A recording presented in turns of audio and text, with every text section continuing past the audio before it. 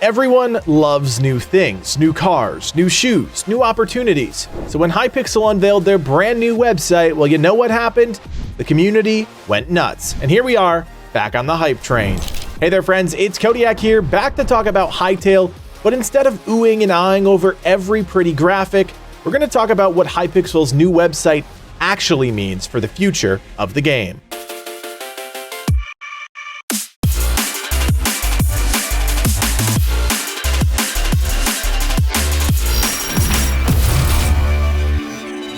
Now, you're no doubt wondering why this video is titled Blueprint for the Future, and I'm going to spell that out right from the start.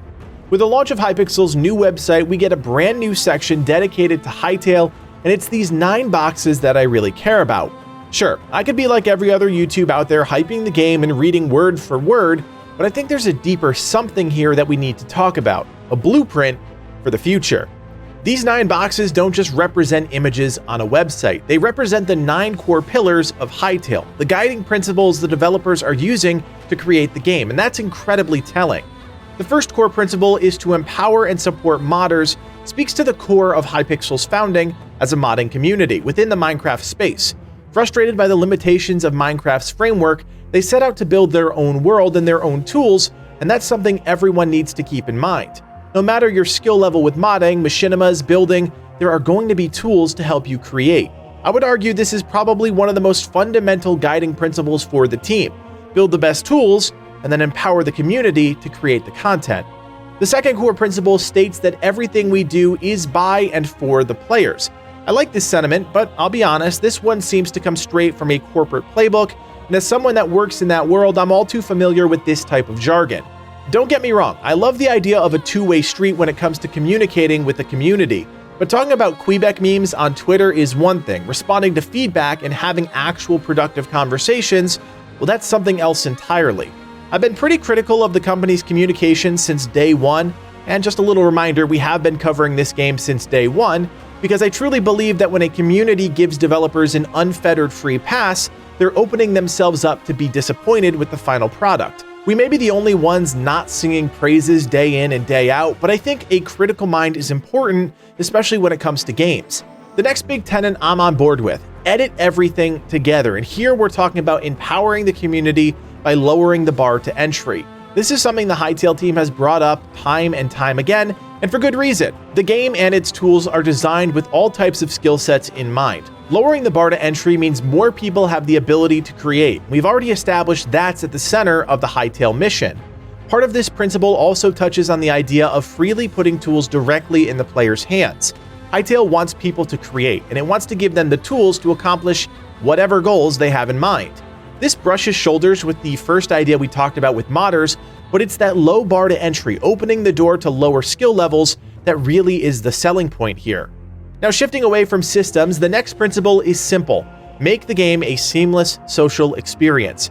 We know that Hytale will be filled with social hubs and mini-games, and while we don't know exactly how that will all work, we know it's an important facet of the game. This is where I believe Hytale starts blending genres and taps into the spirit of an MMO.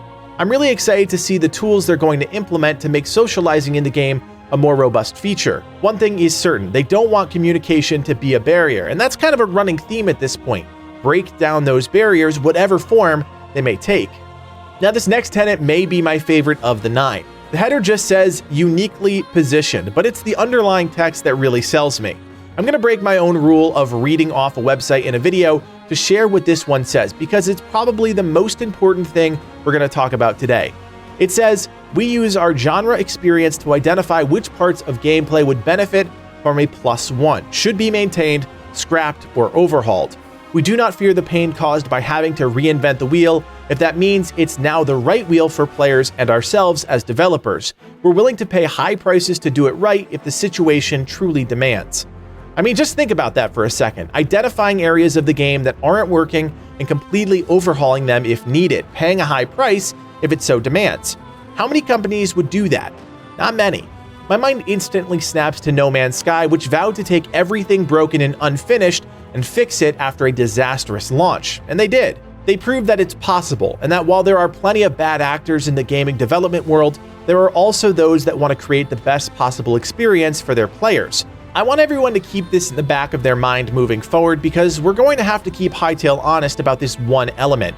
Maybe it's because I've spent the last few months covering Assassin's Creed and my mind is a bit warped from that developer drama, but this message gives me a lot of hope. The next principle is a neat one. No genre is off limits, and it speaks to the genre-bending nature of Hytale. Of course, we know it's a first-person block-building game, but it can also be a top-down shooter or a third-person action-adventure game. But what else can it be? What's so interesting about this particular idea is that it says we will investigate any trending game genre or minigame if there's desire for it, and the bandwidth exists, basically saying we're not done creating content ourselves. We may be giving players the tools, but if there's something people want to experience and we have the capabilities to do so, we'll explore it. It's an ambitious idea, but we know that minigames are so wildly important to the team, and at this point, they're just doubling down on the fact that they're going to keep creating those experiences for players. This next principle confuses me a bit, I'm not gonna lie. The header is lo-fi, high-X, and it touches on the wide audience the game hopes to reach and the assets the team plans on creating. What I think they're saying here is that while this is a block game, we want everyone to experience it at the highest level. And I think the subtext here is that the technology shouldn't be a barrier. There we go with that word again. The idea of creating simple assets is fundamentally the goal, but that doesn't necessarily correlate to the quality which they maintain will meet or exceed players' expectations. It's a bit of a heady, cerebral idea, but it definitely ties into the team's whole idea of breaking down barriers. The next tenet touches on the idea of a frictionless gameplay loop, and if you've ever watched any of our videos here at Legacy Gaming, you know that I'm obsessed with this concept. Indie games do it best, and more specifically, the roguelite genre, which has been built around the idea of a highly replayable gameplay loop. While not exactly what we're talking about here with Hytale and on this website, they are talking about a player experience that's not weighed down by things like wait times and clunky interfaces. Moving from gameplay idea to gameplay idea should be effortless, and I'm all for that. A lot of this comes down to how the game is built on the back end, but the systems also play a big part in accomplishing this goal. Now finally, we arrive at the final guiding principle, Hearth and Home, and this is all about inclusion and internet safety. No one in the gaming world will deny that online games can be a toxic place, and with such ambitious social ideas, it's important that the team give the players the tools to moderate and head those issues off at the pass. We don't know much about those systems just yet, but it's nice to see this is top of mind. They're no dummies. They know the audience that will most likely gravitate to Hytale once it's released and want to be as proactive as possible when it comes to protecting everyone and anyone that plays the game. So if you don't think a new website is worthy of a video, well, I hope I proved you wrong. Sometimes it doesn't have to be a flashy new image or gameplay clip to help inform our understanding of something. In this case, a new website means a whole lot more because it showcases the team's 9 guiding principles that are at the core of Hytale's mission. It's an incredibly important thing to understand, and I encourage you all to click around the new site and check out what they have to say. It may not be the sexiest Hytale content we've covered, but it just might be the most important. As always, friends, thank you so much for watching. If you want more Hytale content in your feeds, you know what to do. Hit that thumbs up and, of course, subscribe. We'll be with you every step of the way on the road to Hytale's release, and you better believe we'll be all about the guides, gameplay, and more once the game does come out. My name is Kodiak, and from everyone here at Legacy Gaming, thanks for watching, and play on.